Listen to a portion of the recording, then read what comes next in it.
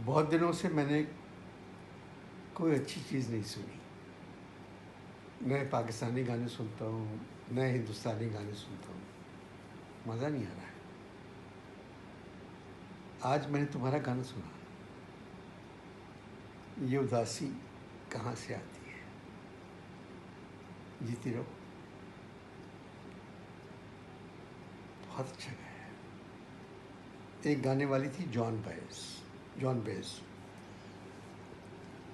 Base गाती थी खाली गिटार के ऊपर, मगर तुमने तबले का और जहाँ से ताल का और सुर का ख्याल रखा है। मुझे इस गाने में बहुत मज़ा आया और मुझे भी मालूम है और तुम्हें भी मालूम है कि ये उदासी कहाँ से आती है।